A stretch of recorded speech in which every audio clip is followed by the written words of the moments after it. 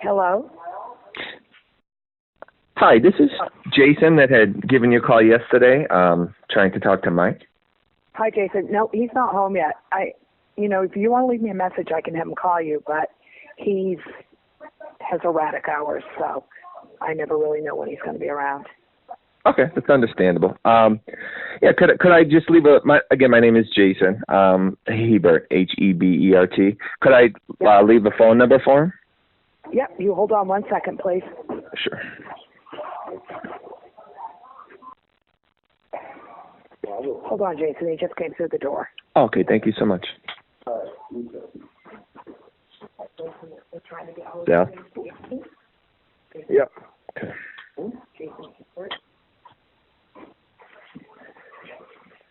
Let me get my coat off.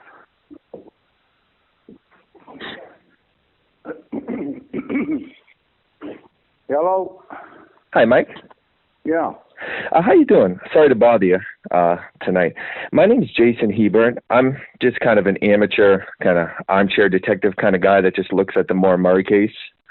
I'm a big fan of the information you've already given, so I want to thank you for everything that you've helped the online community learn already. Just wondering, I have my friend Sal on with me. If we could ask you just a few supplemental questions that some people in the community are asking that aren't quite clear regarding. But I am frozen to the bone. I'm just getting home from work. It's however many years. I don't remember much about. I mean, if you make it really quick, I'll do all I can to help you. But okay, we'll make it really quick. And there are questions that I haven't seen you answer before that have to do with the car itself, the state of the car, and so go ahead, Jason. Sure. And just to be clear, Mike, the reason I'm asking you is for it would be recorded to put it online just to kind of, like I said, help clarify some things. So I just would want to make you aware of that to make sure you're okay with that being the case.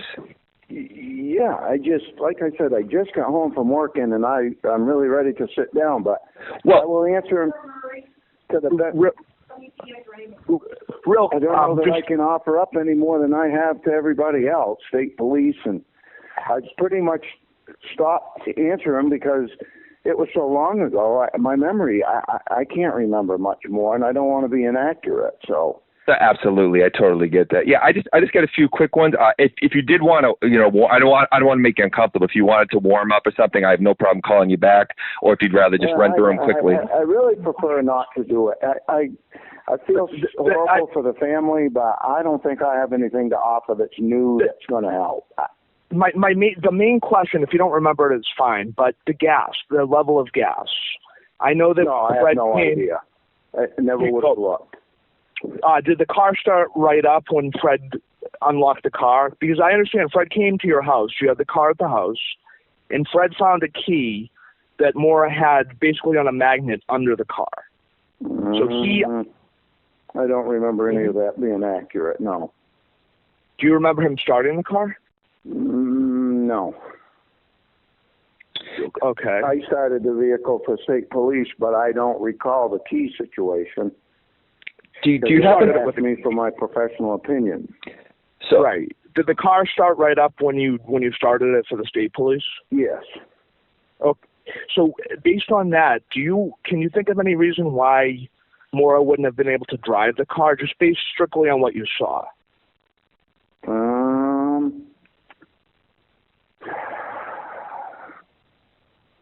So it didn't run well. It was skipping. Check engine light was on. But I can't clearly say that it would not have propelled itself. I don't recall anything that would have kept it from continuing to be able to be driven. Not saying it ran right or ran well, but right. So you saw the check engine light. The airbag. Check engine light was on because it was skipping, and that would be normal. Right. Yep. Now, okay. can I ask something real quick, Sal? Yeah. Oh, yeah. Absolutely. At the scene, Mike, there's been a couple conflicting reports. Cecil Smith seems to think that the Coke bottle was found after the car was towed. There was a Coke bottle with traces of alcohol in it. He seems to think that after it was towed, it was kind of laying under the car, whereas Monahan seems to make mention that he saw it beforehand. Do you remember where that bottle was? Absolutely not. No.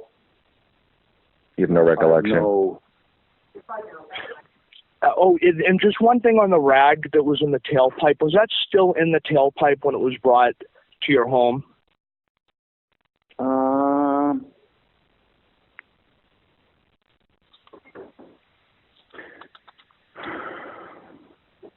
I think so. Okay. I didn't remove it. Okay, so it would have been, who would have removed it? I don't know. It could have been anybody. Well, I say anybody. Maybe the police. I don't really recall. Do you recall? A long time ago. Yeah, and I apologize. I know this is asking me to go back 16 years. I can barely remember what I had for breakfast yesterday, so I appreciate you at least giving it a shot, and I'm sure everyone else will as well. Do you happen to have any recollection of what items were in the car? No, none. Okay. So I'm going to end this with something. You need to understand one thing. Okay. When I tow vehicles like that, we don't get to ask questions. So I get there, and the police, the fire, and the ambulance, or the ambulance probably already left, but they're there, and then I just get there, and when the police nod to take it, we load it, and they says that's it. I don't do an inventory of a car. I don't look at them. And that one, of course, was impounded, which means nobody had access to it. And but I don't. I've been towing for years. I can't even begin to tell you how many vehicles. But I don't look into people's vehicles. I don't. It's never been. Ever did I do it, or do I do it now? Sure, that's understandable that you would something like that unless it was super noticeable, right off the bat.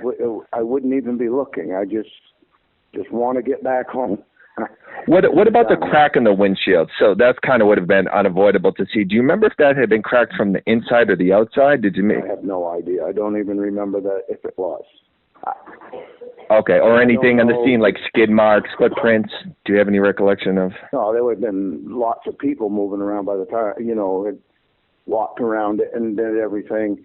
And you got to remember again, I don't know that anybody really thought that this was any more unusual than a lot of DWIs or things that I tow that they come across. People leave the scene for whatever reason. Exactly. I don't think anything was all that suspicious until probably the next day or something. For sure.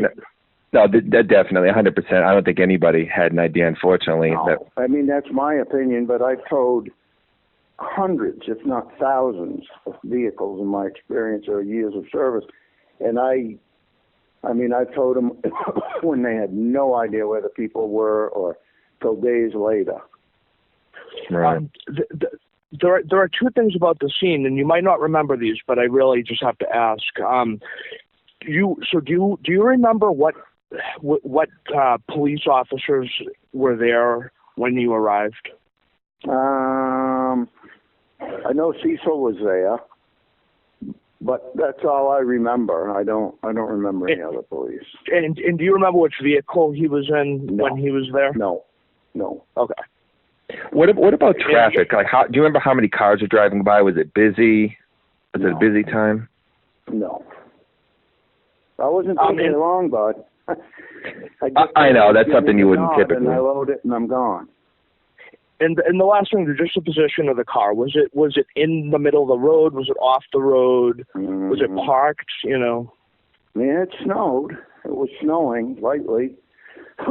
So,